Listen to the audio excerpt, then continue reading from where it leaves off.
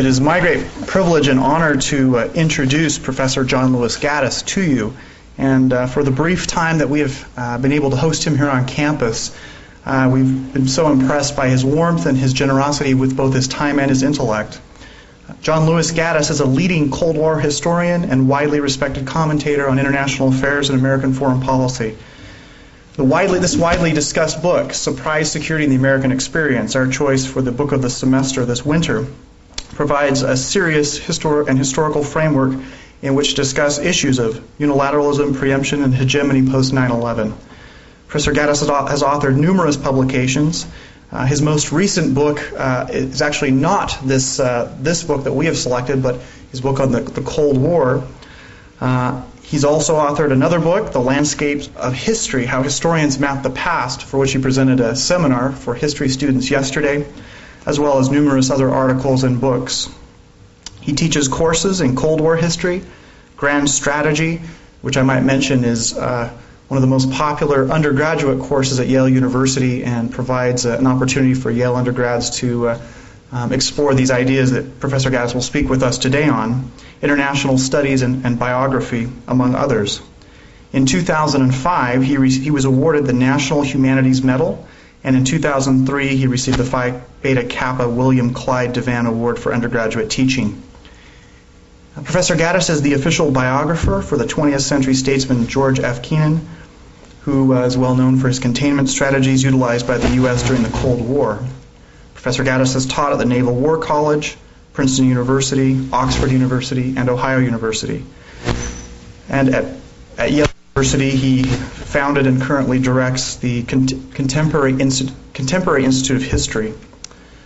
Professor Gaddis is a former senior fellow at Stanford's Hoover Institution and fellow at the Woodrow Wilson Center in Washington, D.C. He received his PhD in history from the University of Texas, Austin. I hope you've all had a chance to read the book. We are very honored and very privileged at this time to welcome this and join with me in welcoming Professor John Lewis Gaddis.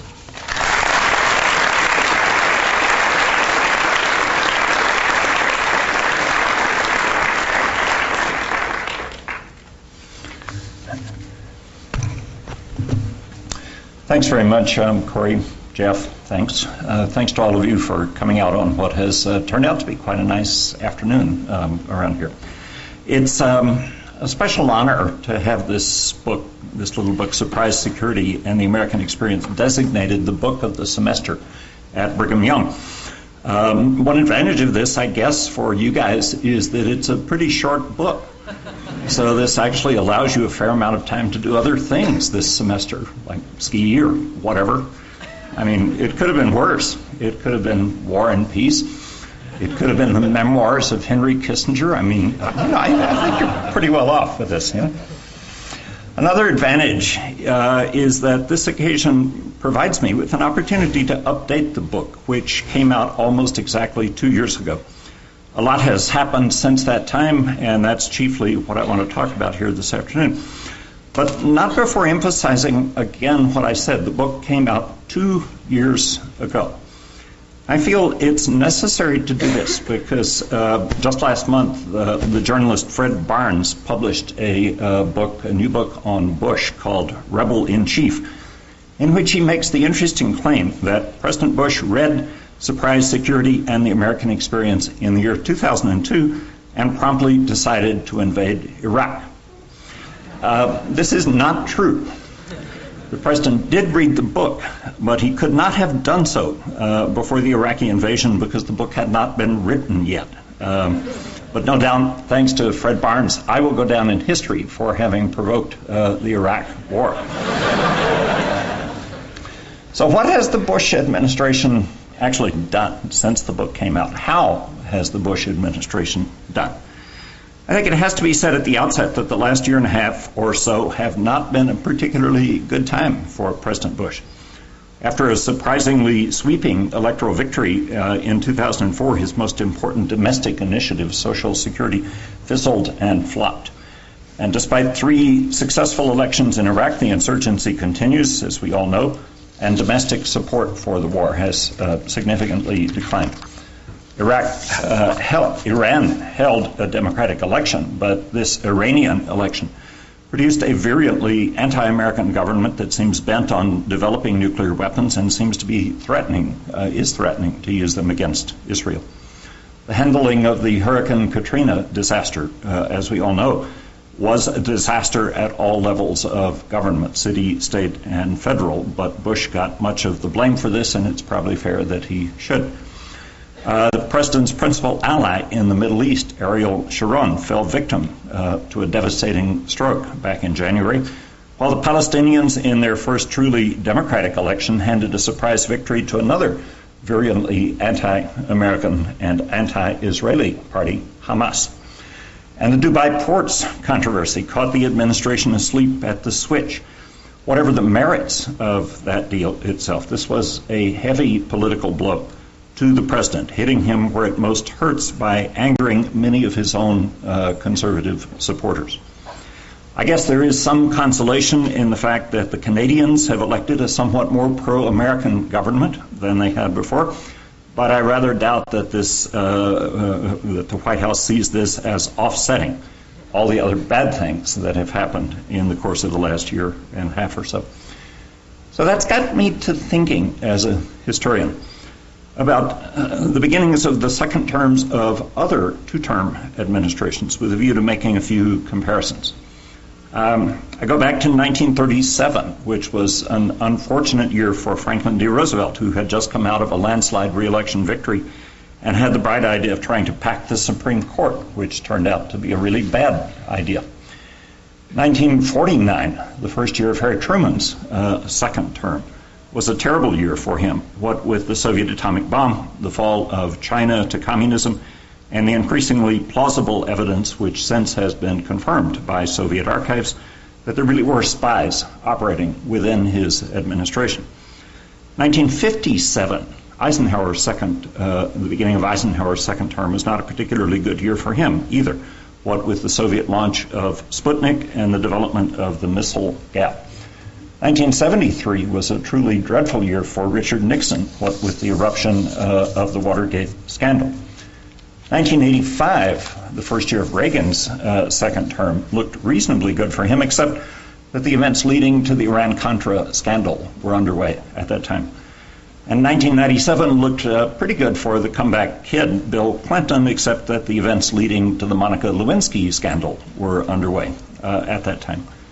So my point is simply this, that with the exception of Nixon, we remember none of these presidents today, chiefly for the difficulties that beset them, even the self-inflicted difficulties, midway through their terms in office.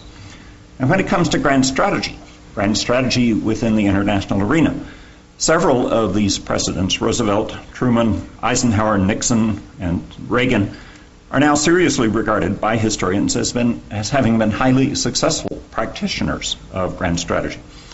So I think it's a bit early to be writing off the Bush administration itself or its grand strategy as a great failure. This need not preclude an interim assessment of accomplishments and shortcomings, though. And that's what I guess I was trying to do very prematurely in Surprise Security and the American Experience, and it's what I would also like to try to do this afternoon with the benefit of some 2 more years of perspective. Now, in order to undertake this, it's necessary to take just a moment to specify what the Bush grand strategy set out to do. There is no single speech or document that lays all that out. Like most American grand strategies, Bush's grand strategy was framed in response to unexpected circumstances, September 11th, and it's evolved and is still evolving over time. The principal objectives, though, have always been pretty clear. I laid them out in Surprise, and I think they still hold. First and most fundamentally, to minimize the risk of further 9/11-like terrorist attacks on the United States and elsewhere in the world. Secondly, to remove or alter regimes that might support such attacks. And third, and most ambitiously, to restructure the international system in such a way as to eliminate the conditions that breed terrorism in the first place. Now, this is, to be sure, to frame the strategy in terms of negatives. It focuses on what we're against. But that was true also of the strategy of containment during the Cold War. We were against the expanding influence of the Soviet Union and international communism. What the United States has been for from 2 world wars through the Cold War and into the post-9/11 era, it seems to me, is simple, straightforward, and consistent over time. We seek to ensure the survival, the security, and the prospering of our own institutions, chiefly democratic politics and market economics, which have now at the same time become the preferred institutions of most of the rest of the world. So, how has the Bush administration done in pursuing each of these 3 objectives? Well, with respect to the first objective, minimizing the risk of future attacks, I think one has to say quite well. Everybody knows that a new attack could come at any point, even in the next few minutes. But the fact that we have now gone through some 4.5 years without another 9/11 such scale attack is a major success for the administration. It's not at all what one might have expected in the immediate aftermath of September 11th. At that time, and particularly in the aftermath of the anthrax scare that followed September 11th, the general view was that we were in for a terrorist offensive, that there would be more attacks of this nature, perhaps on an even more severe scale, and that we would be lucky to get through the next few months without one of those attacks having occurred. I think if anybody had predicted that we would get through the next 4.5 years without such an attack, you would have been laughed at as hopelessly naive and optimistic. Now, perhaps this view was excessively pessimistic. Perhaps Osama bin Laden never intended to go any further. Perhaps having pulled off 9/11, he had planned all along to stop with that, contenting himself for the future with smaller and less spectacular attacks of the kinds that we saw in Bali, Madrid, London, and Amman, Jordan. But I rather doubt this. Perhaps bin Laden expected that the United States would immediately invade Afghanistan, depose the Taliban, and drive him so deeply into the mountains that it takes him weeks now to get his tapes to Al Jazeera. But I rather doubt that. Perhaps he expected that within 2 years of September 11th, the United States would further have expanded its presence in the Middle East by invading and conquering Iraq. But I rather doubt that, too. To the extent that we know anything at all about bin Laden's thinking, his objective was so to demoralize the United States that it would get out of the Middle East altogether. It would return to a kind of continental isolationism, and it would leave the way open for al-Qaeda to spread Taliban-like regimes throughout the Muslim world with a view to restoring the caliphate. Now, of course, that hasn't happened, and it's not likely to happen, and I think the principal reason it hasn't happened and is not likely to happen has been the Bush grand strategy, which has been rather different from the strategies previous American administrations, extending all the way back to Reagan's, had followed with respect to terrorism in that part of the world. Previous administrations had tried to avert their eyes from terrorism where they could, and where they could not, they had tried to cut deals with the terrorists, and where they could not do that, they had tried to treat terrorism as a police problem, but not as an all-out threat to national and international security. The Bush strategy has been quite different. So I would give the administration a grade of perhaps A- on this first objective of preventing future 9/11-like terrorist attacks. My one reservation being that the administration has yet to capture or kill bin Laden or his remaining top associates.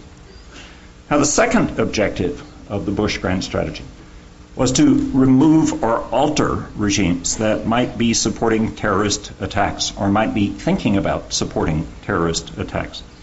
The reasoning behind this one was that no terrorist gang, however international its organizational structure, can operate without at least some state support, whether that support takes place in terms of financing or the provision of manpower or weaponry or communications and training facilities.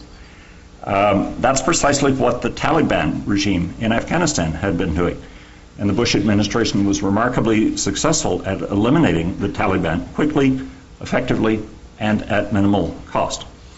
Now, I know that this statement may elicit some objections, given the fact that Afghanistan is by no means today a secure state, and that the Karzai government is by no means a liberal democracy. But I think you've got to ask, within the long history of Afghanistan, compared to what? After all, few, if any, nations have more successfully resisted conquest as the experiences of other invaders, ranging from the Soviet Union and the British all the way back to Alexander the Great, makes painfully clear. And for all the shortcomings of the Karzai government, surely it's closer to a liberal democracy than any government Afghanistan has ever had in the past. So I would still regard Afghanistan as a success for the Bush Grand strategy, indeed a pretty remarkable success. There have been other successes, I think, at even less cost and sometimes with less publicity.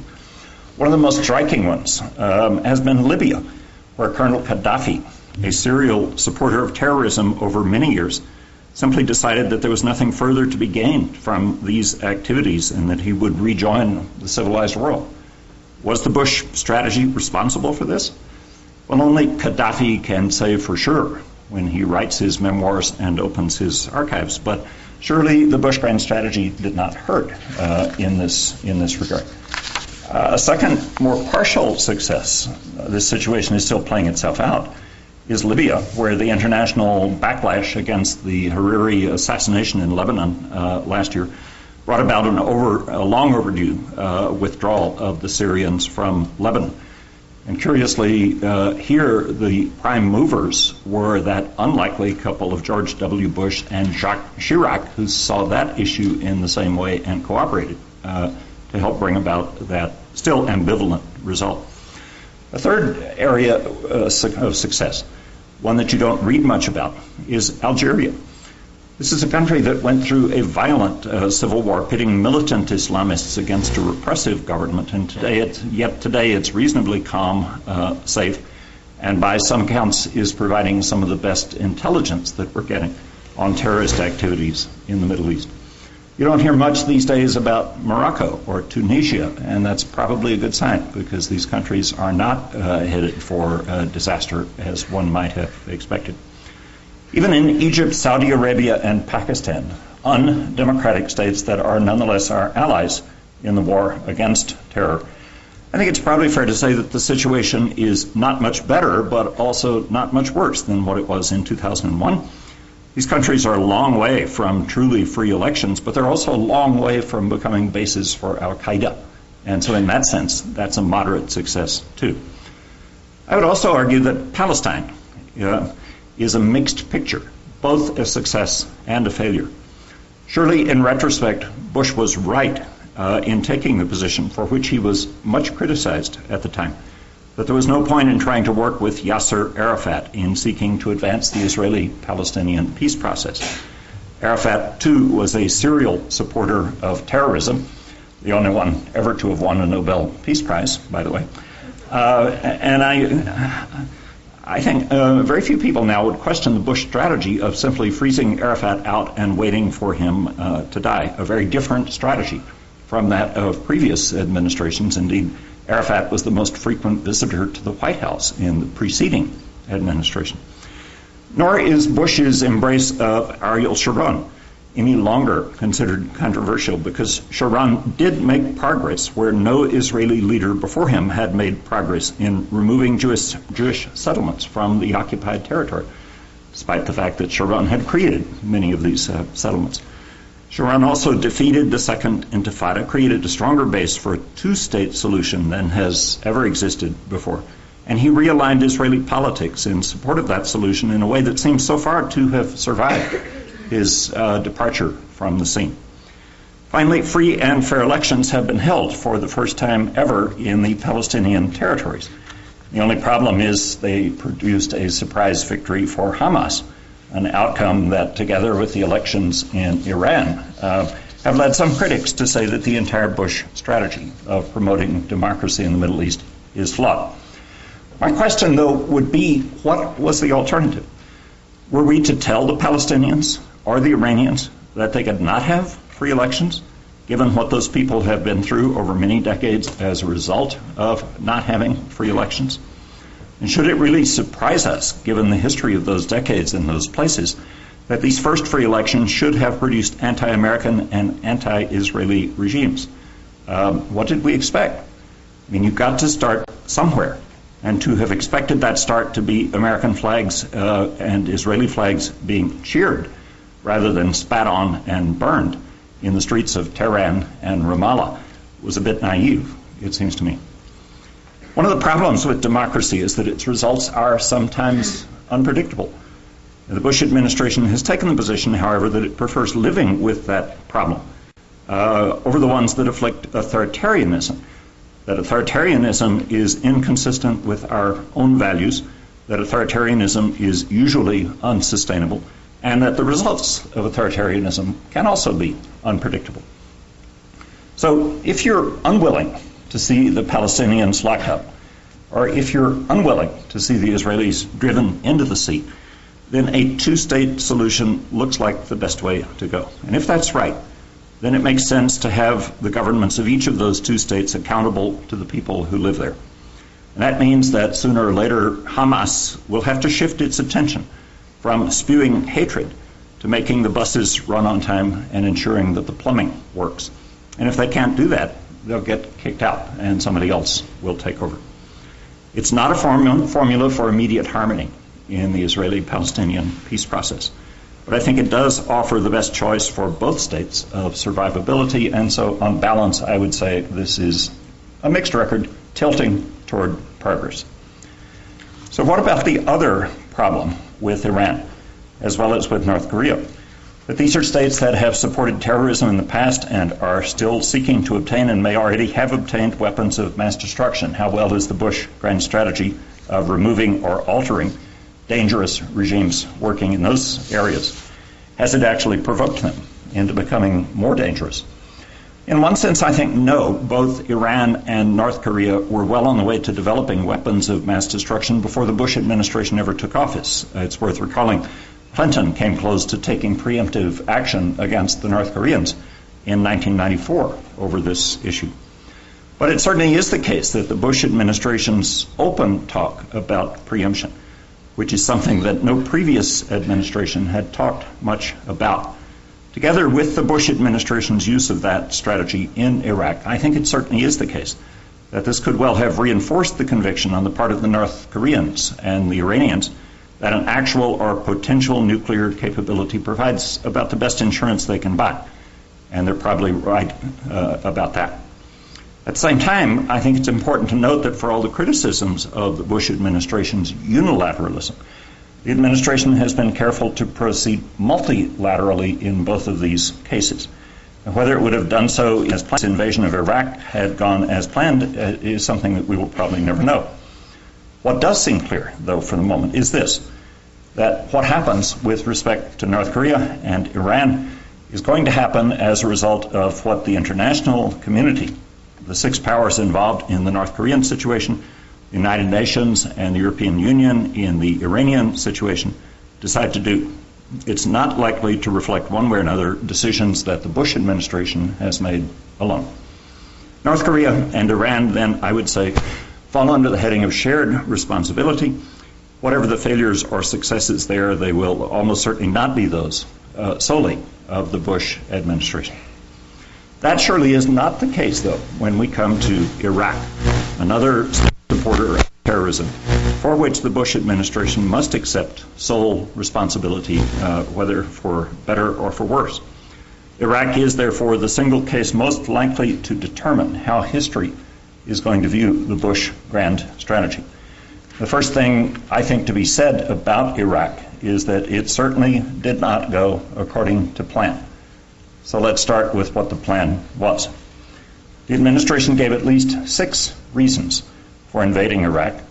The likelihood that Saddam Hussein had weapons of mass destruction, his flouting of United Nations resolutions, his abuse of his own people, his support for Palestinian terrorists, the failure of the sanctions and the oil for food regime, and the possibility that he might have had some involvement with September 11th. None of these explanations were completely insincere. I think they all were believed in one form or another. But none of these came close to conveying what I think is the most important reason why the invasion of Iraq took place. And this is, as Tom Friedman commented at the time, simply because we could do it. North Korea and Iran would have been a lot harder to do. And why did we want to do it? I think this really gets at the key of what the Bush strategy in Iraq was. We wanted to do it to frighten anybody else in the Middle East or elsewhere who might be harboring or thinking about harboring terrorists, to frighten them so that they would not do this. We wanted to send a message, don't even think about it, this is what could happen to you. It was a little bit like the parking signs that Mayor Ed Koch used to put up in New York when he was mayor. Don't even think about parking here. Don't even think about harboring terrorists. This could be your fate. That, I think, is what we were trying to do in Iraq. And what did we expect? Well, I think we expected that Iraq would be about as easy as our unexpected success in Afghanistan. That we could use a minimal amount of force to topple Saddam Hussein, that we would be greeted as liberators, and that the psychological effects of this victory and the new constitutional democracy that would presumably follow would extend throughout the Middle East. Now, obviously, it did not work out that way for several different reasons.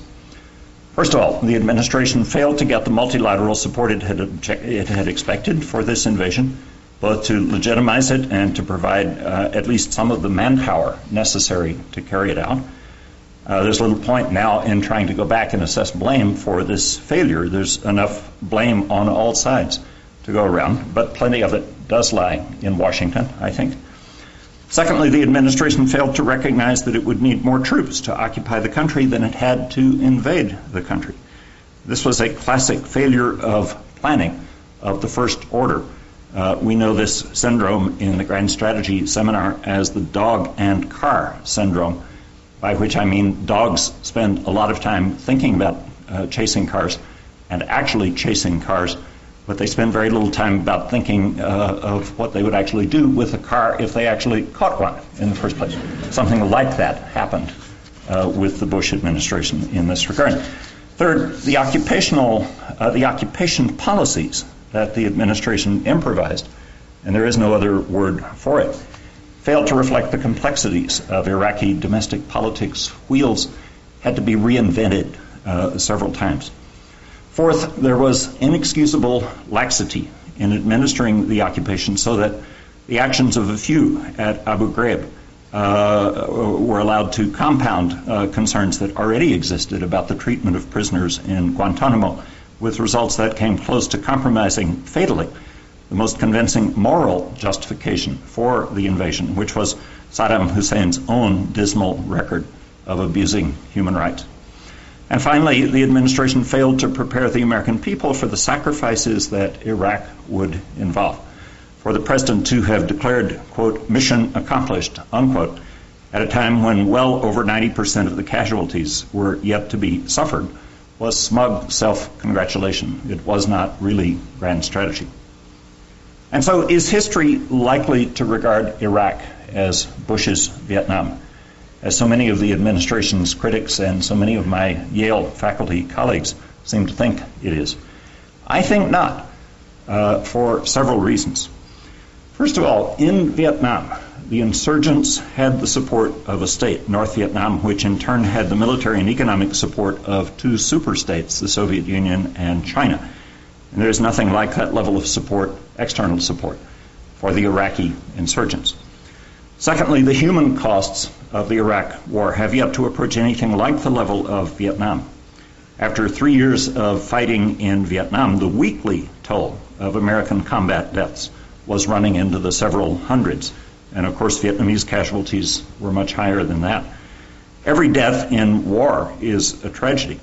And it was always an illusion to think that we could fight this war and suffer only a few deaths. But in this sense, too, Iraq is nothing like Vietnam.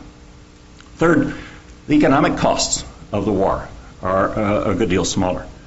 At the height of the Vietnam War in 1968, something like 46% of the national budget went to military expenditures, 42% to human and physical resources.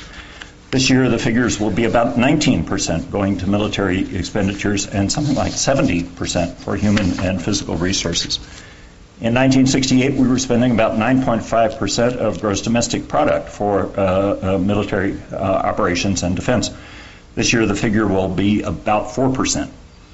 Where there is a problem, it seems to me, and it certainly is a big problem, is that our all-volunteer military is greatly overstretched. But that reflects in itself a willingness to learn from the mistakes of Vietnam. The draft, the massive military presence in Vietnam are examples that the Pentagon has been seeking to avoid in this situation. So again, it's not a replay of Vietnam. Indeed, the consequences of military overstretch are precisely the result of a desire to avoid the mistakes of Vietnam. Fourth, there is no single anti-American nationalist cause in Iraq as there was in Vietnam. Instead, each of the three major factions in Iraq, the Shia, the Sunni, and the Kurds, have reason to want us to stay because they fear so much what each would do to the other if we left. How that three-way struggle is going to play itself out in constitutional terms remains to be seen, but I think that it is a fact. If we were to announce tomorrow that we were leaving Iraq, we'd have all three of these groups approaching us saying, please don't, please stay, please protect us from each other. That's different from Vietnam. Also, the means of measuring success in Iraq are elusive. All of the indicators looked bleak back last winter, and then suddenly the January 30 elections made the situation look very different. Most of the indicators looked bleak again this summer and fall, and then suddenly the October 15th elections made the situation look different. And of course, much the same thing happened in the run-up to the December 15th elections. Each one of these elections has been a snapshot showing that something else is going on in Iraq, apart from all the bad news that we are reading about, particularly those of us on the East Coast, on the front page of the New York Times every morning. So, does this, and I think it's fair to say, as a result of these elections, Iraq is now arguably the most democratic of Arab states. In one way, that's not saying much, but in another way, it's saying a great deal. Does this guarantee predictable pro-American governments? No, nobody could claim that. Is it an improvement over the kind of government the Iraqis had before? It would be difficult to deny that. Is the rest of the Middle East watching very carefully what happens in Iraq? About that, at least, there's no debate whatsoever. And finally, those who would regard Iraq as a failure and who would advocate immediate or phased withdrawal should, I think, be asked to consider what such a withdrawal might mean for the Iraqi people. For the Vietnamese people, remember, the American withdrawal meant prison or re-education camps that drove tens of thousands of them to try to flee the country by boat. For the Cambodians, it meant a regime that wound up killing 1 out of every 5 Cambodians. In this respect, I think there is a similarity to Vietnam. It has to do with what we would wish to have on our consciences if we did pull out immediately. So, Iraq then is certainly not a success, and there's much to be learned from why that is so. But at the same time, I don't think it's a failure either. And history and life do allow for the possibility, after all, that situations can lie somewhere in between those two extremes of success and failure. So for the second objective in the Bush grand strategy, this objective of removing or altering regimes that might support terrorism, I would assign a grade of perhaps at most C-. There is a lot of room for improvement, but not F. The third objective of the Bush grand strategy, and certainly its most ambitious objective, has been to restructure the international system in such a way as to eliminate the conditions that breed terrorism in the first place. Or, as the President put it in his second inaugural address, it is the policy of the United States to seek and support the growth of democratic movements and institutions in every nation and culture with the ultimate goal of ending tyranny in our world. And paradoxically, I would argue that the administration has done better in advancing this long-term objective than it has the more intermediate objective of regime change in dangerous states. It's important, though, first to be clear on how the president and his advisors think about this long-term objective, because there has been some confusion on that point. First of all, I think they assume that tyranny, not poverty, not religious fanaticism, not even resentment toward the United States in and of itself, is what breeds terrorism.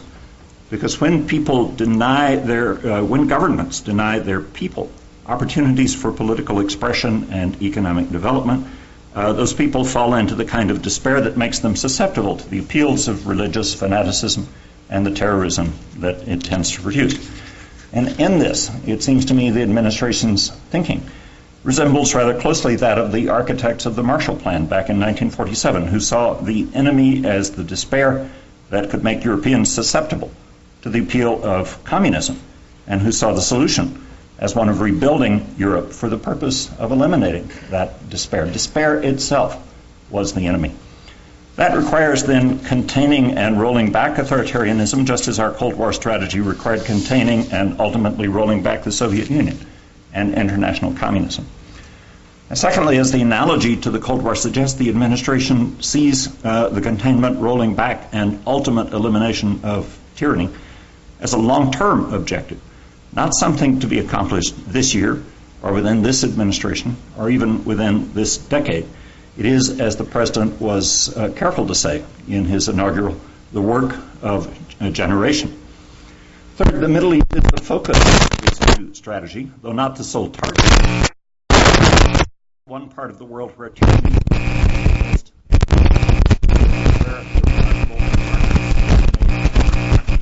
and the advancement of human rights has been the least evident. Now, this failure to democratize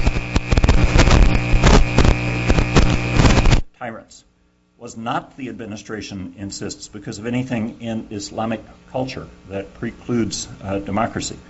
There are already and have been for years democracies in places like Turkey, Indonesia, and, as we too often forget, India, the largest one of all. It results, though, I think, this failure to democratize from the geological accident of where oil lies under the surface of the earth, because the resulting economic windfalls have insulated the regimes of that part of the world from the pressures to institute democratic governments and market economics that have pushed most of the rest of the world toward those objectives.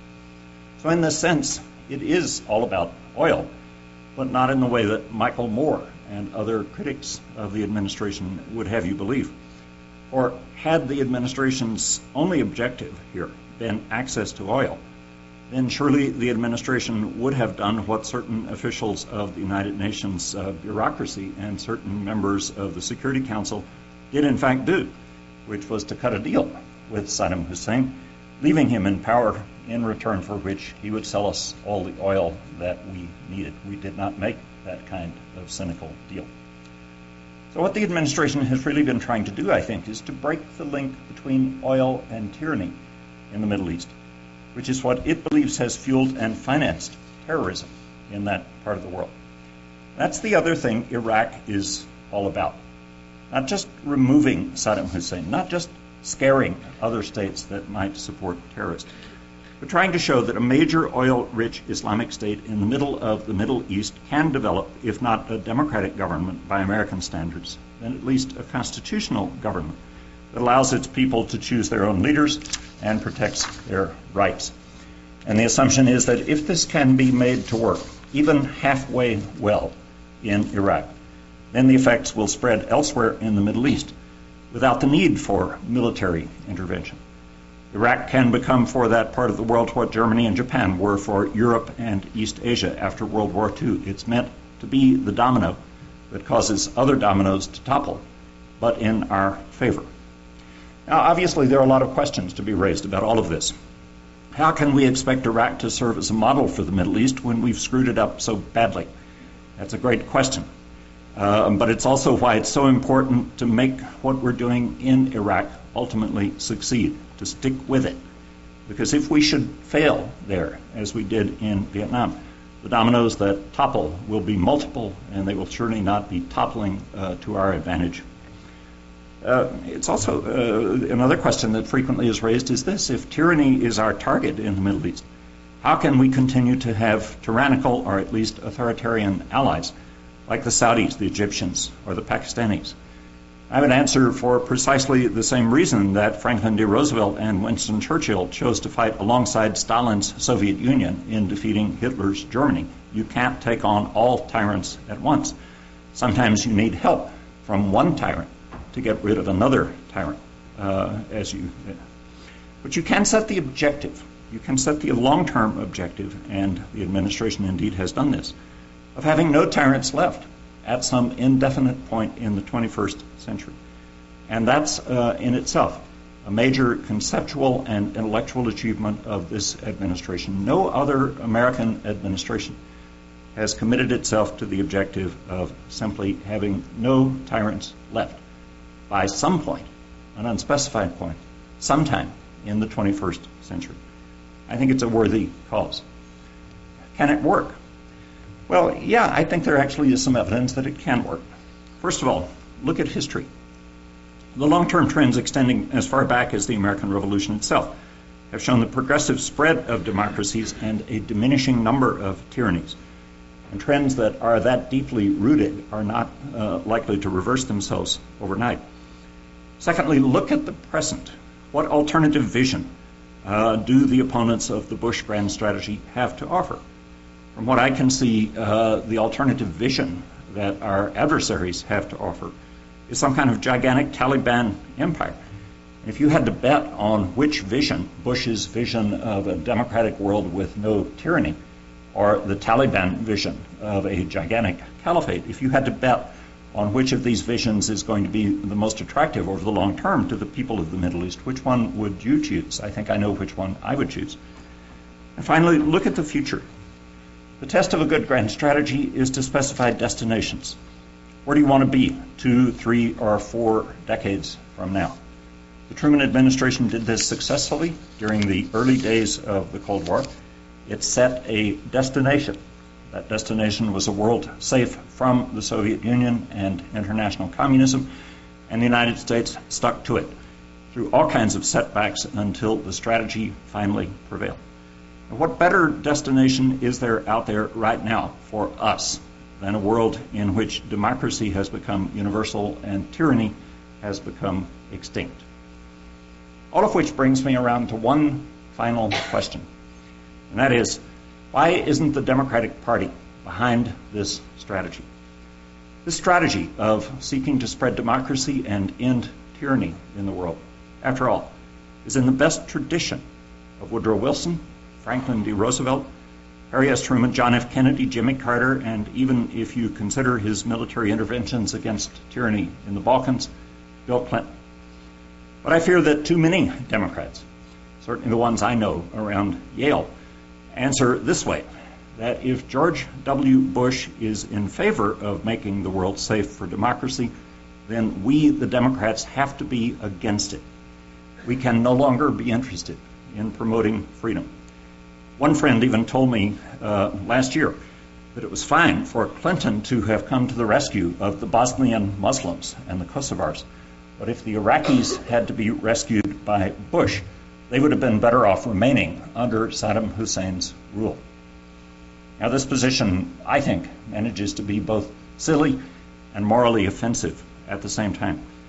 It's not worthy of the great political party in which I was brought up and to which I would like to return. It makes personality the basis of politics, very much in the same way that FDR's Republican critics way back during the New Deal used to do. Some of the older people in the room may remember the famous New Yorker cartoon from the late 1930s of two wealthy couples walking the streets of New York in their furs and tuxedos and spats. One of them is saying to the other, "Come on, we're going down to the movies and hiss Roosevelt," because in those days there was no television, just newsreel, and that's where you went if you wanted to vent your spleen against the incumbent president. Well, what happened in the 1940s, though? was the evolution of a bipartisan consensus on things that really counted: winning the war, preserving the reforms of the New Deal, rejecting post-war isolationism, embracing the strategy of containment. The Republican Party made all of those adjustments, and it wound up saving itself as a result. I think something like this needs to happen now within the Democratic Party. I think there needs to be the recognition that whatever you may think of George W. Bush and however you may feel about Iraq, his administration, in the aftermath of September 11th, has launched this country on a long-term grand strategy that is consistent with its long-term historical values and with its long-term future interests. The task for the Democrats, it seems to me, in the year 2008 and afterwards, will not be to reject that strategy, but to find ways, and believe me, there are plenty of them, to make it work better. It's high time the Democrats set their minds to that. Thank you for your attention.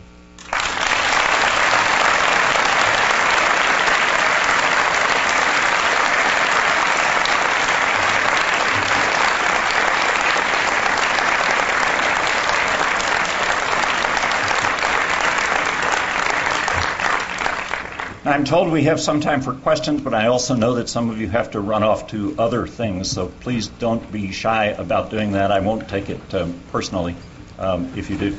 Let's give a moment for people to take off, and then we'll take questions if there are any.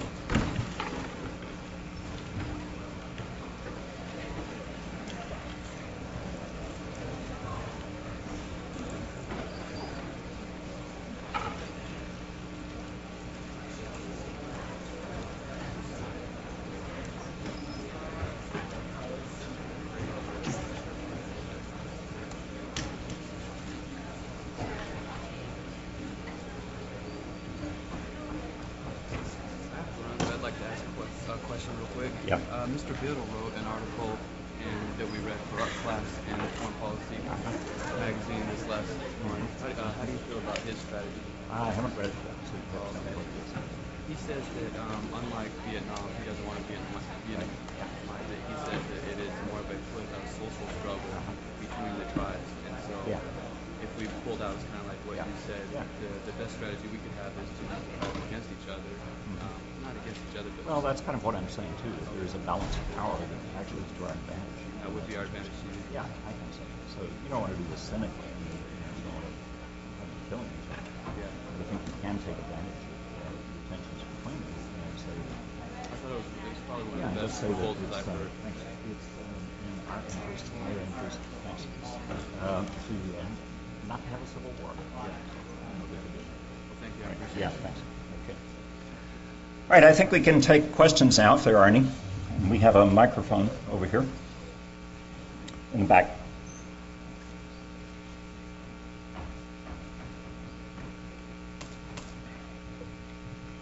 Yes, I was just curious. So the picture you're painting here is that this grand policy, that the grand policies of the Bush administration, I guess you're suggesting that the motives behind these policies really are what the Bush administration claims them to be, and that is the sincere desire to establish liberal democracies throughout the world. And I'm just wondering if that, I'm a little skeptical of that. I mean, reading perhaps William Williams and some others suggesting that maybe there's not this tradition of pure motives to establish these liberal democracies, but maybe that economic motives are more important. The idea to continue to keep foreign markets open, and given the Bush administration's connections to the energy industry and whatnot, it seems it's difficult for someone like me to believe that the motives are as pure as you're suggesting. Well, I got a couple of comments. I mean, one is just to come back to the point that I made in the talk. If that indeed was the objective of the Bush administration, to get oil, why did they go to all this trouble of invading Iraq? They didn't have to do that. They could have cut a deal. They could have bought off Saddam Hussein. It would have been a lot cheaper to do that than invading Iraq. And all would be well from their perspective. But that was not their objective. I mean, that's the easy answer to that. There are a lot of things that we have done in the Middle East that make no sense if oil had been our major objective. Support for Israel is one of the big ones as well. That goes back for a very long time. So to reduce everything to economic motives, I think, is to be a little bit too reductionist.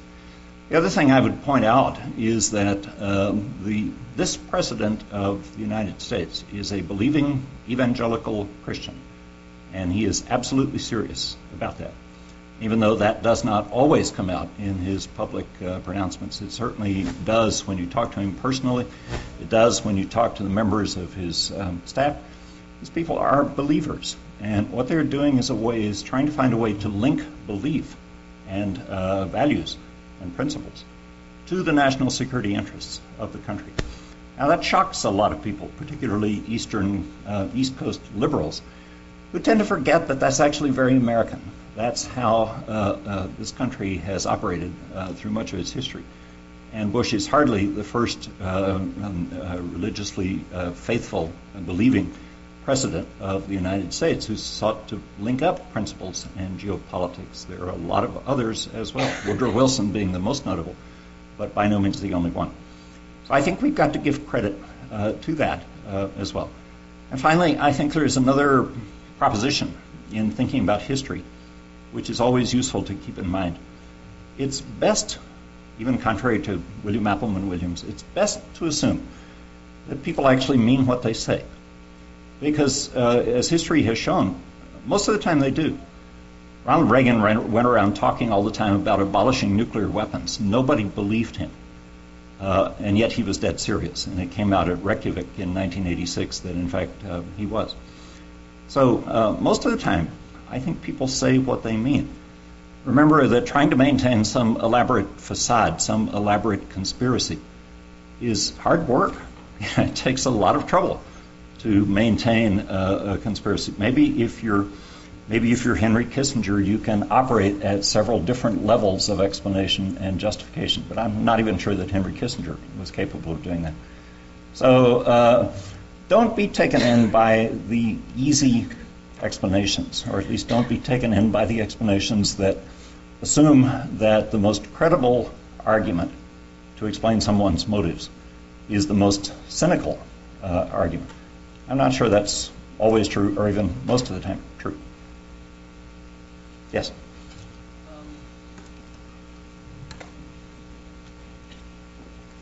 You mentioned about expanding the liberal democracy in the world. My question is there some risk that some countries aren't quite ready for liberal democracy? Sure. And the problem, I mean, I know that's a common question. Could you just address that? Yeah, of course. Of course, it's a huge risk, and that's why, if I had my way, we would talk a little bit less about the spreading of democracy and focus a little more directly on simply ending tyranny, because I think that's the objective that we probably have in common with everybody. And if we could do that, then democracy would come along pretty much on its own. I think there is some danger when we talk about spreading democracy that it comes across as us telling other people what to do. And there's also a lot of debate as to what a democracy actually is. What are the stages? How do you know one when you see one? It's also the case, as Fareed Zakaria has pointed out in his book, that there's probably no democracy that has gotten to be a democracy without going through some kind of authoritarian or semi-authoritarian stage. So we have to allow for that as well. So my answer is simply yes, of course, there are a lot of risks. And I think we could be clearer about this. I think the president could be clearer about this. If the Bush doctrine simply became, our goal is to end tyranny by the year X, like 3 generations, or not 3 generations, but say 3 decades, 2.5 decades out. That would be clear, it would be consistent, it would be simple, and it would leave the way for people to find their own way toward that objective, which is almost surely going to wind up being a democratic way. Yes?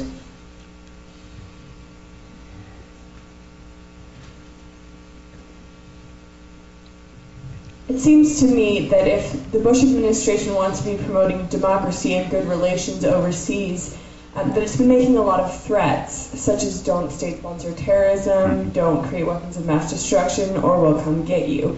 And because so many of its objectives are to have good relations overseas and to promote good administrations, it seems that this is the wrong way to go about it.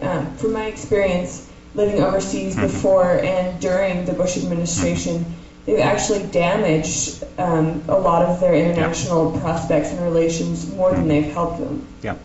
Well, I hear where you're coming from, and I think that to a considerable extent that's true. And I think most of the time, the procedure that you recommend is the best one. But I think we have to acknowledge that there are some regimes and there are some situations in which being nice is not going to get you results. For example, we were very nice to Yasser Arafat, and we got no results from him. We tried being nice to Saddam Hussein at one point, and he invaded Kuwait. And we left him in place, and then there were further abuses and so on and so forth. We tried diplomacy with Saddam Hussein, and it got us nowhere. I think there's very little reason to think that normal diplomacy can work with somebody like Kim Jong-il in North Korea. I think there has to be some other element of diplomacy. George Kennan, whose biography I'm writing, once said that diplomacy is terrific, and it's normally the way to go. But you'd be amazed at how much it helps diplomacy to have a little bit of military force out in the background. And I think that's probably true. I would certainly buy your argument that you can threaten too often, you can threaten too many people, and it's dangerous to threaten if you can't follow through. And one of the things that's happened is that we've allowed ourselves to get so bogged down in Iraq that any future threats are not going to be very credible. So that mismanagement of the war has eroded the credibility of this. But I think you can't strip out the use of threats, the use of deterrence, the use of containment from the use of well-meaning negotiations. Those elements have got to be there too as part of the total package, it seems to me. Yes?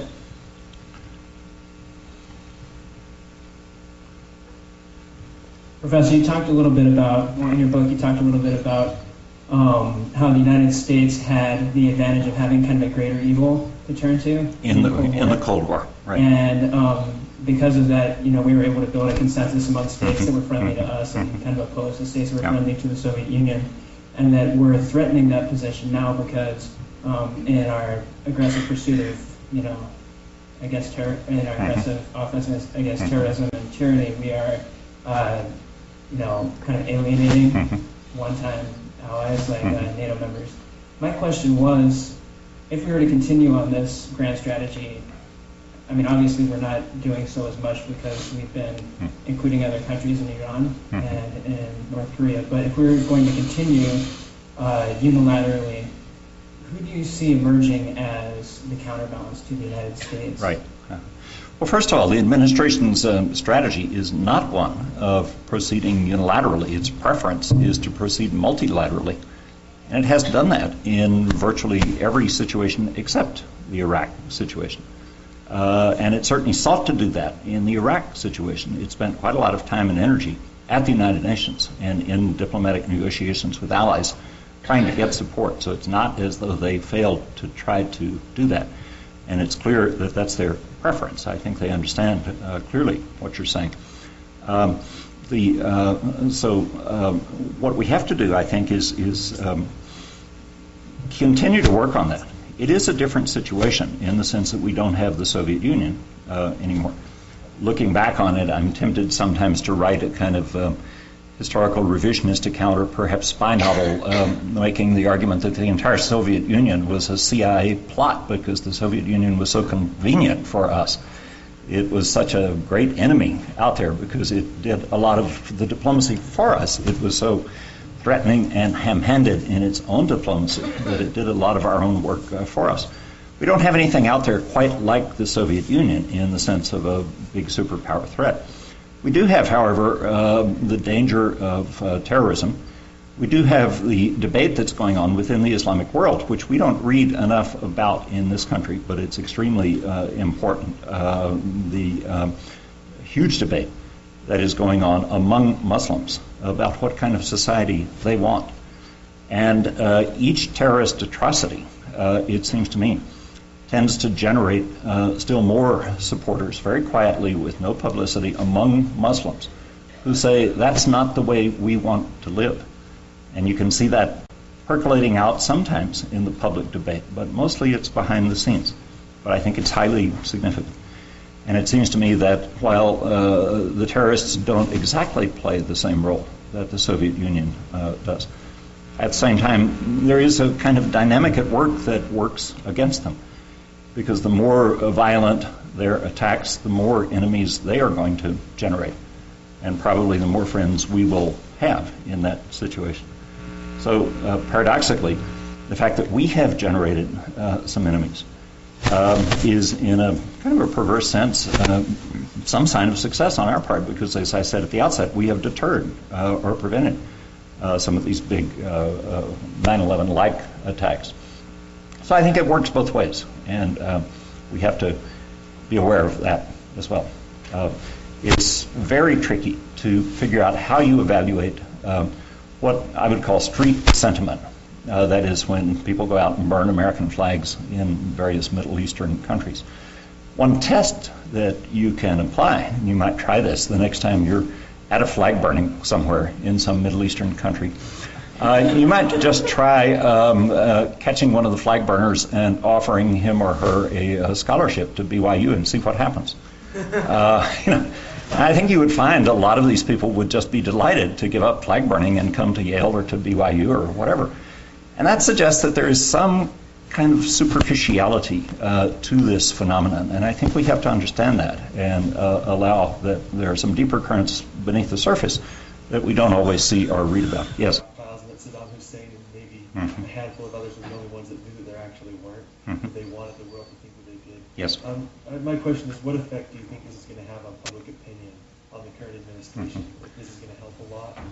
I don't think so far it's helping very much, but I thought it was a fascinating story because it helps to explain why every intelligence agency in the world believed that the weapons of mass destruction were there. They were picking up the chatter from these guys who themselves really believed that they were there.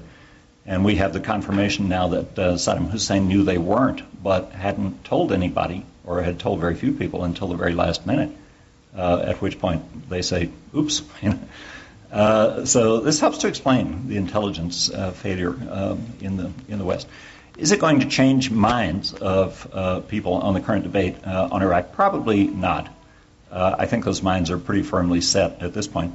There's one other thing that the administration could do, though, and that is the administration is actually sitting on a huge trove of captured Iraqi documents, which they have been very slow to translate and declassify. And they really ought to do more of this kind of thing. I don't think it's going to create any overnight change in their situation, but I think it certainly will help in the long run to help people understand why everybody assumed that those weapons of mass destruction really were there. So, yes? As more of a historian than a political scientist, I was wondering on your opinions comparing Bush's actions in the Middle East to those of the presidents of the 1810s against the Barbary pirates who were raiding American resources. Well, I think the two situations are, quite different. It's hard to make comparisons across that space of time. And the offenses that were being created at that point, that is raiding our ships along the Mediterranean coast and exacting tolls and tribute and so on and so forth, those were long-term but low-level irritants. There was nothing like September 11th in that period. The Barbary pirates did not burn the White House. The British did that in 1814. It's hard even to call what we did preemption in that period. I think it was retaliation, and it was probably justified retaliation. So I think the comparison I was more interested in is the one I mentioned in the book about the attack on the American homeland by the British in 1814, the sense of national insecurity that set up, and the development of a doctrine of preemption in thinking about how the United States would handle future security threats, particularly those along the frontier, coming from foreign powers or coming from Native Americans. And I talk a little bit in the first chapter of the book about John Quincy Adams developing a kind of strategy of preemption in response to those threats. I found that to be a more interesting analogy than looking at the Barbary pirates situation. Yep.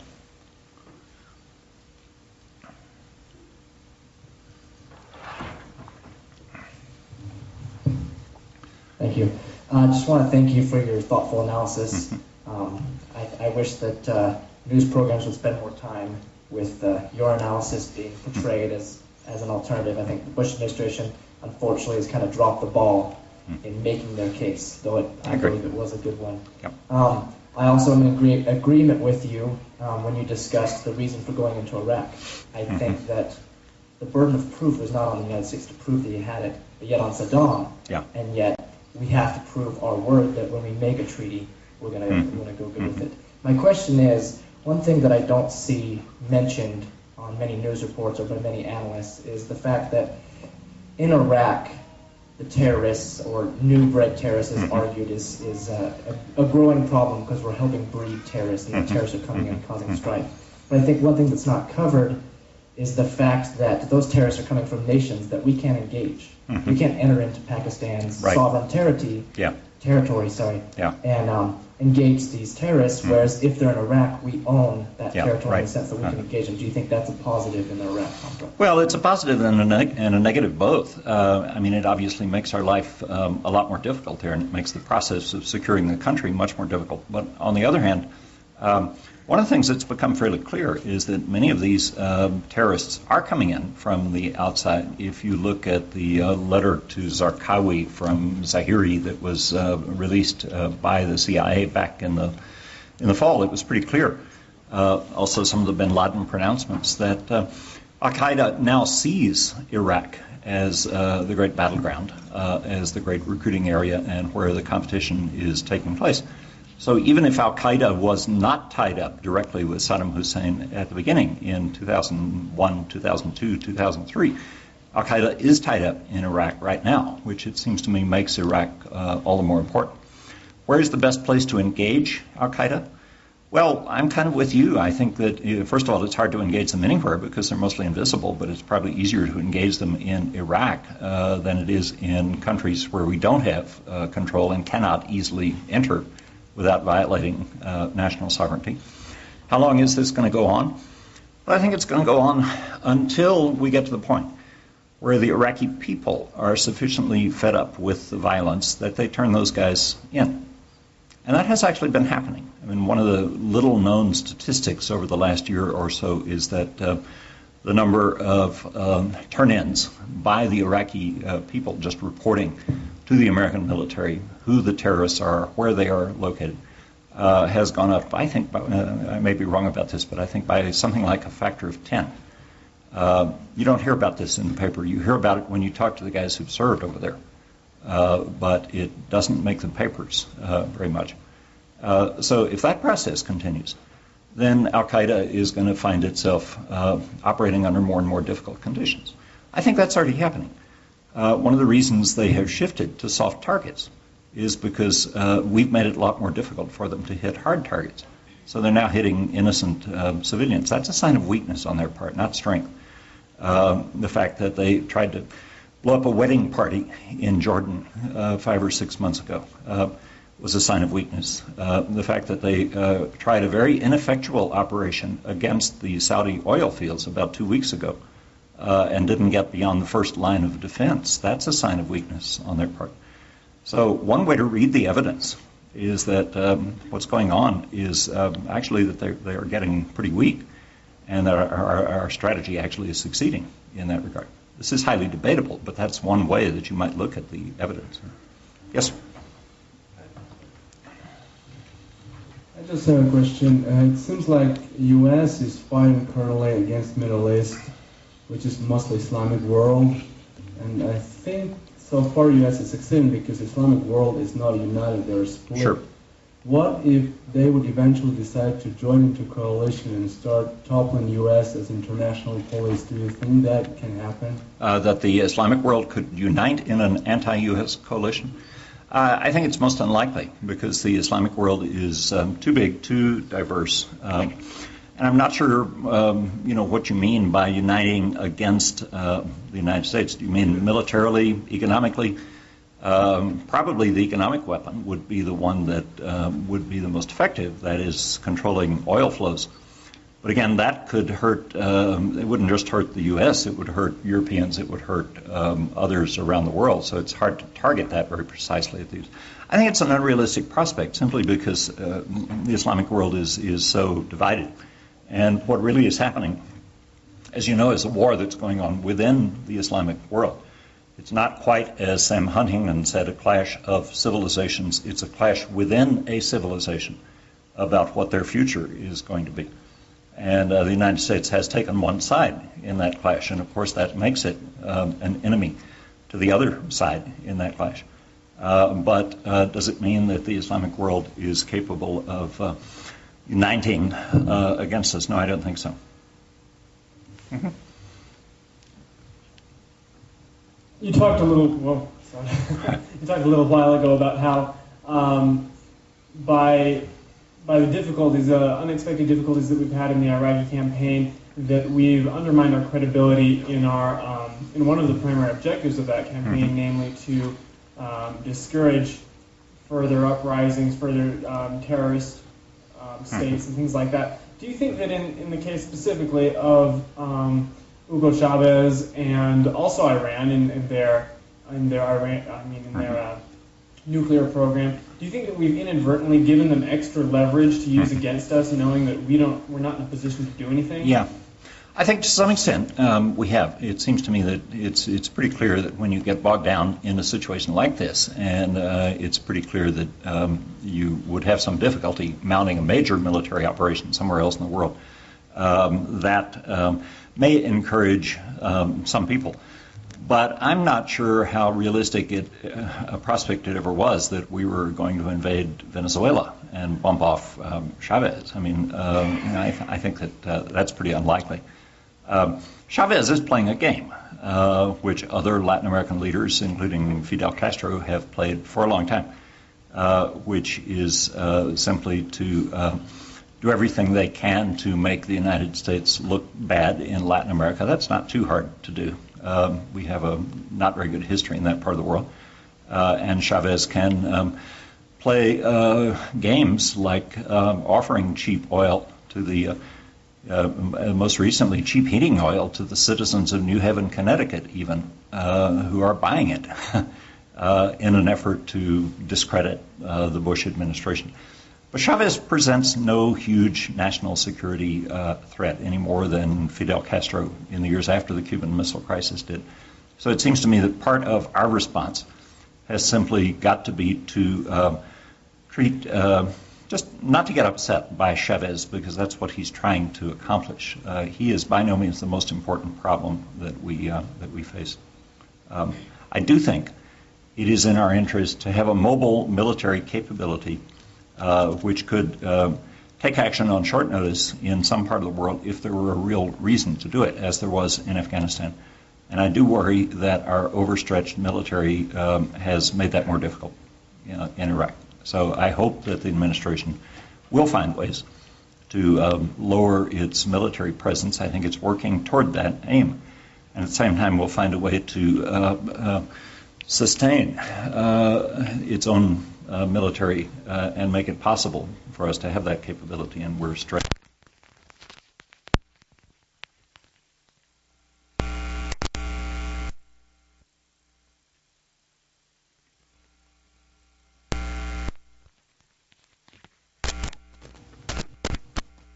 I want to go off the last point that you made regarding the Democratic Party.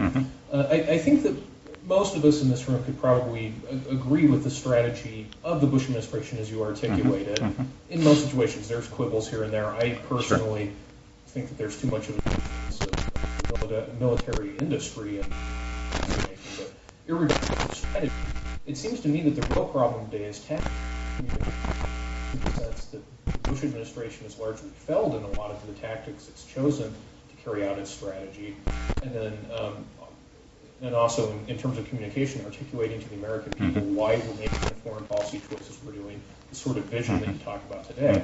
And then on the other side, you see the Democratic Party basically bankrupted ideas without any contrary policy ideas regarding tactics. And just your thoughts on both tactics and communication and how they could be improved. Well, First of all, the Bush administration has got an idea. It's got a strategy. And what it needs to do is to articulate the strategy more clearly and more consistently and over a longer period of time. I mean, I was very disappointed that the president did not just go on television and make a speech about the Dubai ports deal and explain why that was basically in the American interest, because it's part of the strategy of trying to split off the moderate, modern Muslims from the medieval terrorist Muslims. And he could have gone on television and said that, it seems to me.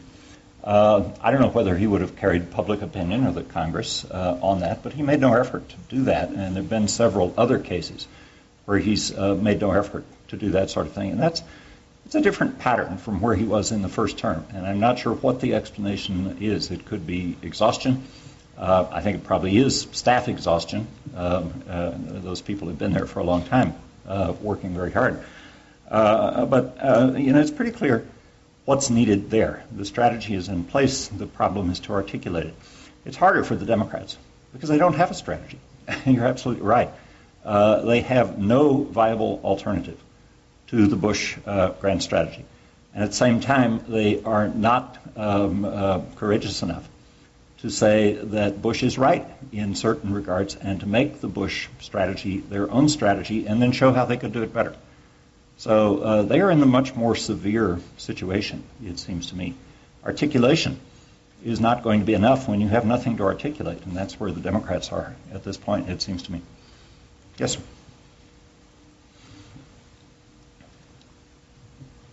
I actually had a question concerning your Vietnam analogy. Mm-hmm. I know the quote where John F. Kennedy said that were it not for the Bay of Pigs fiasco, they would actually be invading Laos, and that would be 1,000 times worse.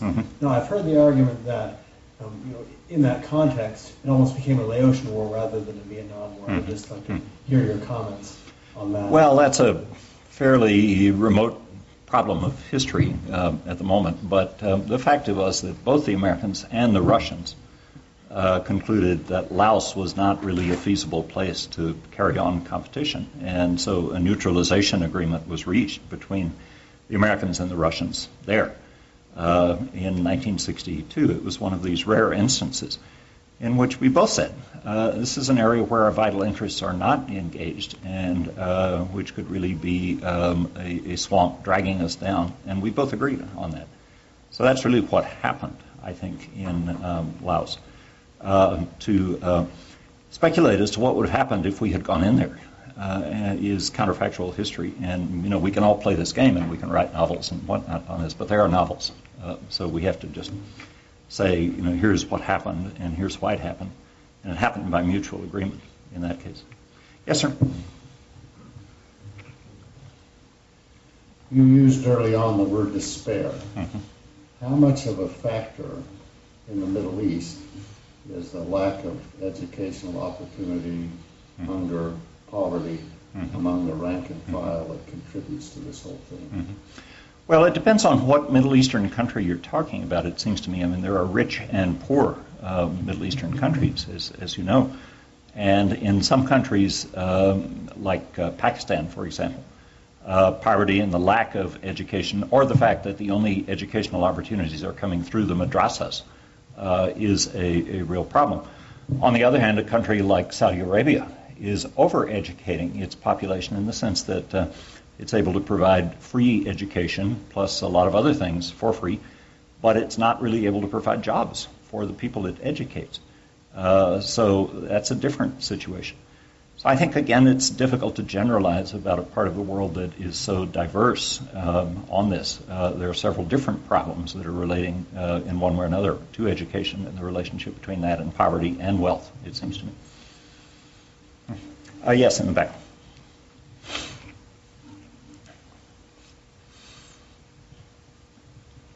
One parallel, I guess, I see with Vietnam is that I see that a lot of the problems we had in Vietnam resulted from mismanagement of that war. And that aside from the first 3 weeks, we've had a lot of mismanagement of this war. And I'm concerned that that's not going to change. Do you see any prospect, and that the result may be similar, do you see any prospect that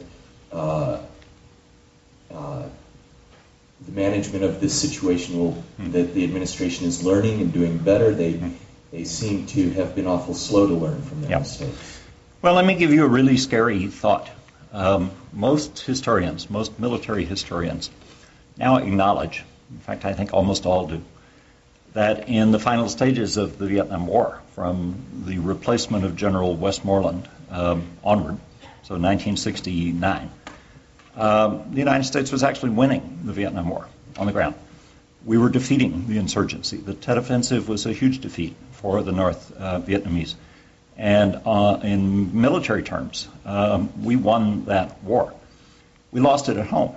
And that's what happened because the erosion of support for the war resulted in the forced withdrawal of a military that was on the right track. Did we know at the time that the military was on the right track? Did the New York Times report that the military was on the right track at that time? No way. It looked very different at the time. It looked like the military, it looked like the army was falling apart. It looked like the strategy wasn't working. The reality was totally different from the image that we had at the time. Now, my caution is think about that analogy in comparison to Iraq. Nobody would say that the American military is on the verge of collapse to the extent that people were saying that in Vietnam. The situation is by no means that bad. But if it was so hard to see a military success in Vietnam when a military failure appeared to be occurring, then how are we to judge what's going on in Iraq right now? I think the answer is with great humility, with a recognition of the complexity of the problem of measuring military success, by paying a lot of attention to what the guys on the ground are saying.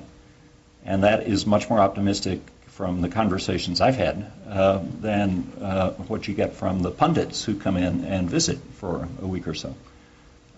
So I think we, in the light of the Vietnam analogy here, we have to be very careful about this. I think learning is taking place. I think it's been slow, but I know it's been slow, but I think in the last year or year and a half or so, it really has taken place. And interestingly, it's taking place at not from the top down, but from the bottom up. So it's the guys who actually go out there. It's the first and second lieutenants who actually go out there and deal with this situation on a day-by-day basis, who then are educating the captains and the majors and the colonels and the generals back at the war colleges when they come back home. And that's a healthy development. And that's happening. It's happening slowly.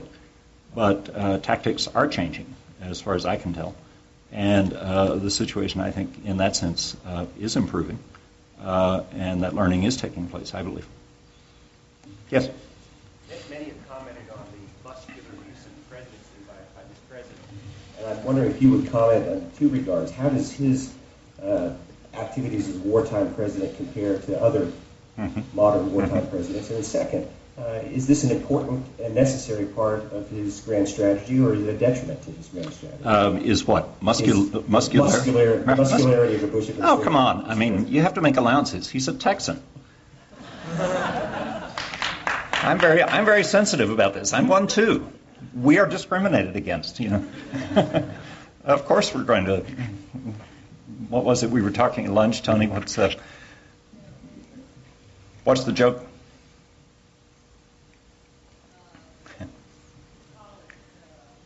You call it swagger. We call it walking. Right. So this was going to be a muscular president, regardless of what happened, whether 9/11 or not. That's his style. That's his manner. He's by no means the first. We've had a lot of others. He's much easier to take, in my opinion, than LBJ, who was very difficult to work with and to work around. You know. Muscularity in it of itself doesn't bother me. It's the content of ideas that I'm concerned about. I think the ideas are on the right track here. I am concerned about follow-through and implementation. But the idea that the United States has a president who does not behave and talk like most Yale professors do, does not unduly concern me. So, yeah, go ahead. Muscularity maybe isn't the right phrase. Maybe that's too casual a phrase. I mean, the president has exercised wartime powers in a rather remarkable way. You mean constitutionally? Constitutionally. Okay. Yeah, sure. I'm wondering if it's not so much the style. Yeah. I'm sorry, I misunderstood the question. Well, poorly phrased question. Okay. On that issue, I think that we have to really simply do historical comparisons. Compared to what? Compared to what presidents did during the Vietnam War.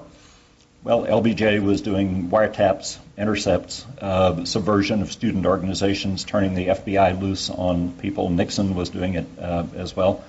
Is the Bush record any worse than their record in that period? I doubt it very much. What about World War II? FDR locked up 120,000 Japanese Americans and put them in concentration camps. Nothing like that has happened in this war.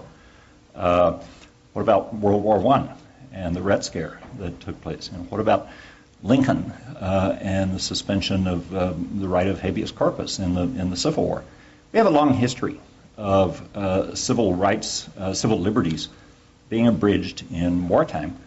And by comparison, it's my sense is that given the shock of 9/11, what happened after that with the Patriot Act and whatnot was astoundingly restrained and mild compared to these previous episodes.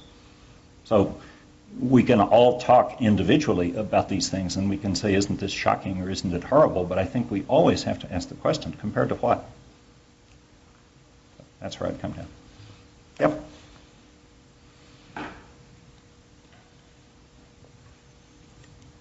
In light of all the events that have happened in the past 5 or so years, where do you want to see American foreign policy headed? Well, I want to see American foreign policy first have a long-distance navigational beacon out there. And that's why I like this idea of making that the end of tyranny as the long-term policy objective. So that's the first thing that I think we have to have, is some kind of a long-term objective.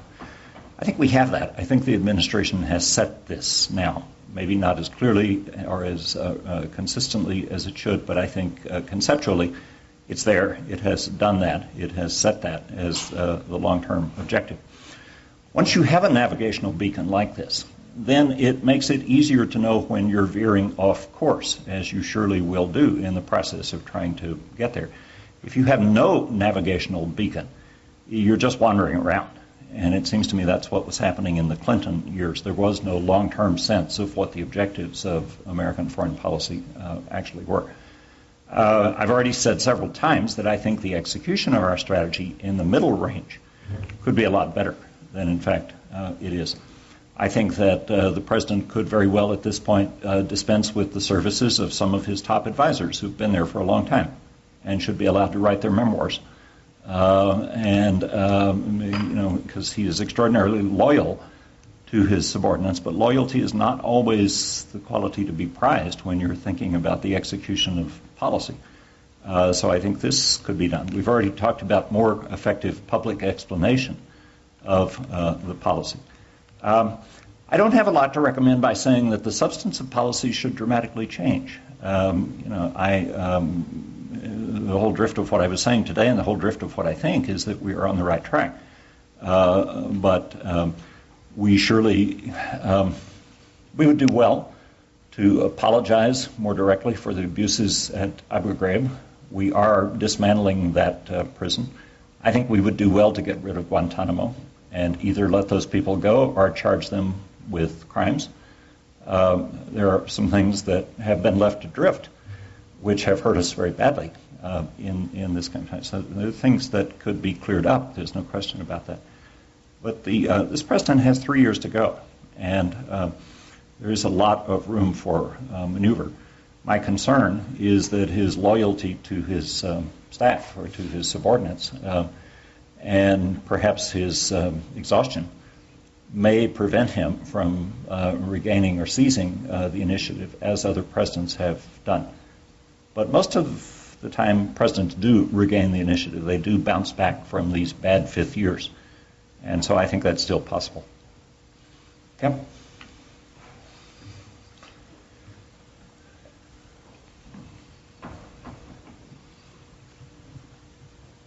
With this long-term goal to end tyranny in the world, I'm wondering how you think it will affect it in the next election in 3 years or 2 years when the election is for when the new president comes Well, in, whether it be Democrat or Republican. I would hope that the idea of ending tyranny would be sufficiently non-controversial that any nominee of the Republican or the Democratic Party is going to say, that's a great idea.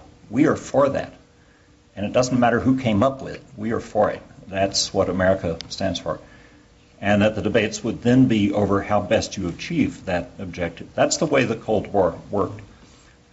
We went through something like 7 or 8 presidencies, all of whom embraced the fundamental propositions of the Truman Doctrine, Republican or Democrat. They said, we are for containment of the Soviet Union.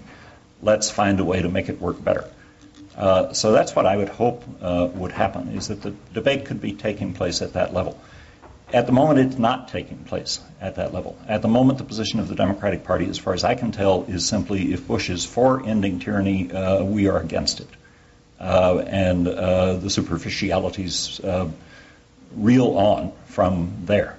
And that's not a winning position. And they are going to have to do better, it seems to me, on a whole host of issues. Yes?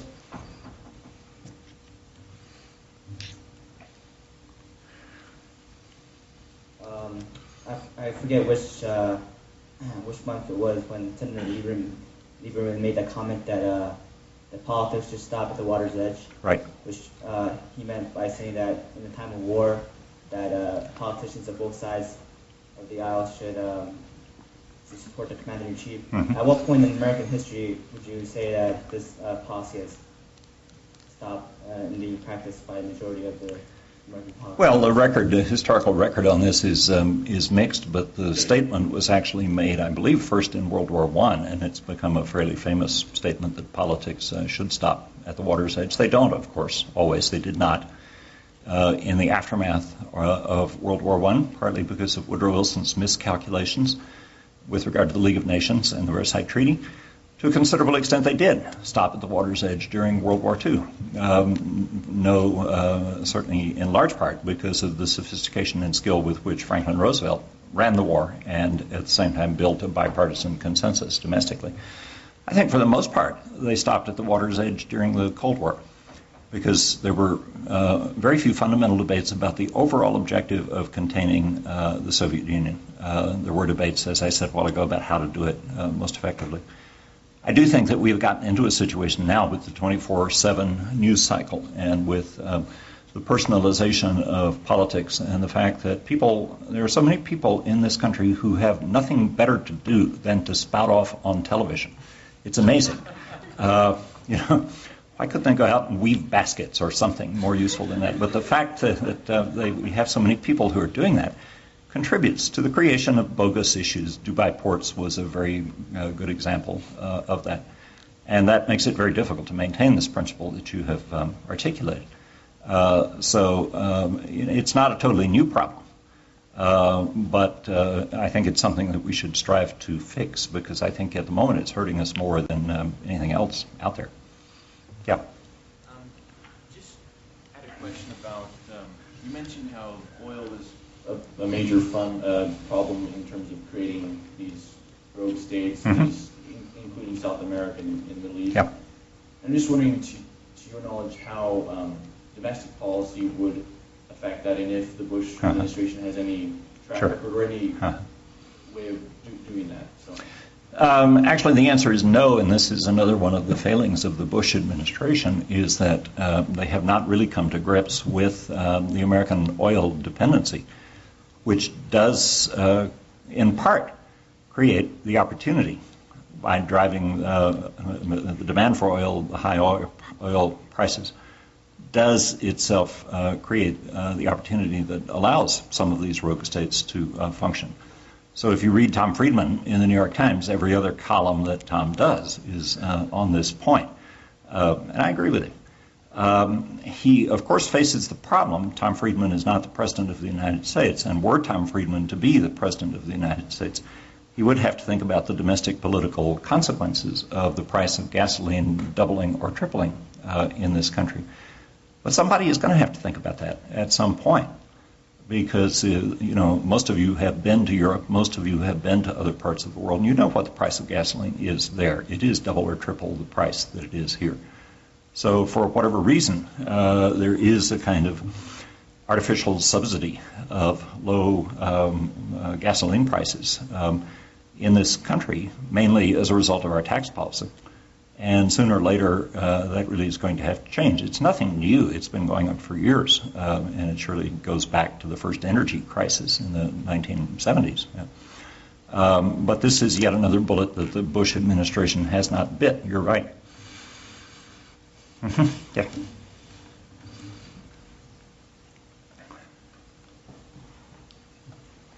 Okay, whenever you're ready. How would you respond to some of Robert Jervis's critique on the Bush doctrine, namely that the occupation of Iraq was at best a distraction against from the war against Al-Qaeda, and that it has created more terrorists than it's killed? Well, Bob Jervis is a dear friend, so I read with respect whatever he says, and then generally I disagree politely with it. I think it's very easy for Bob to say these things now, and he's not alone in saying them. But he didn't have to make that decision at the time. And the people who did have to make that decision made that decision under the impression that those weapons of mass destruction were there, under a set of circumstances that led them to believe, I think sincerely, that this was the right thing to do. So the role of the policymaker is to decide. The role of the scholar is to second guess. And that's always been the case, and it will be the case in the future. So Bob is doing his job, Bush is doing his job, it seems to me. And I'm doing my job by totally fudging the answer to this question, right? Okay, I think we're ready, Corey? One more? All right. Yes, sir. It seemed to me that in Iraq, we had them pretty well contained. We were flying over their country all the time. Yeah. Is there really, do people really seriously entertain the idea that Saddam Hussein would have dropped an atomic weapon if he had it on the United States? Or you think we would have swatted him like a fly, just like we did? Right. It just seems that we were totally unjustified in taking a preemptive strike on him. Well, you have to go back to the situation that was taking place. There was no prospect that Saddam Hussein was going to drop an atomic bomb on the United States. That was not the issue. The issue was chemical and biological agents, not nuclear agents. I don't know anybody who thought that he had a credible nuclear capability in that regard. There was the demonstrated fact that he had used these against his own people. He had used them against Iranian troops back during the Iran-Iraq war. There's a documented record on that. But more substantially, there were a couple of other issues that were there that we should not lose sight of. First of all, Saddam Hussein was in violation of something like 14 or 15 United Nations resolutions demanding that he open up the country for inspection, which he had refused to do. He had kicked out the inspectors back in 1998, for example. Remember that he started a war by invading Kuwait, which is why the United Nations took this action in the first place. If the United Nations is going to amount to anything, I mean, if you believe in the United Nations, sooner or later it's got to enforce its own resolutions. It can't just keep passing resolutions that it does not enforce. So that was a significant issue. Saddam Hussein was supporting terrorism. He was giving the families of suicide bombers in the Palestinian territories who blew themselves up against Israelis $25,000 per explosion. That's clearly documented. The oil for food scandal was indeed a scandal, and Saddam Hussein was getting rich over that. The sanctions were not working at this point. And if all of this had not been enough, he was an evil tyrant, and I'm in favor of getting rid of evil tyrants. I want to do them one by one. I want to pick them out carefully. I want to have a list, and he was at the top of my list. So I have several reasons for saying that there was a good case to be made. It was sure there's a case to be made on the other side as well. But I don't think it's something we stumbled into blindly or carelessly. I think we thought it through. I think we acted on the basis of the intelligence that we had at the time. We did fail to persuade our allies, except for the British and the Poles and a couple of others, to go in with us. But that may well be a problem in other situations, because part of the problem that our allies have is that they lack the capability to do anything much in the first place, even if they want to. That was demonstrated in Kosovo. So I think we have to make the effort to go back and look at that situation as it appeared at the time. That's the duty of the historian, and not try to say that they made a huge mistake because history didn't quite work out in that way. We have to start with how they saw it and then move to our historical criticisms. And that's the way I would try to handle this. Okay? All right. Thanks all very much.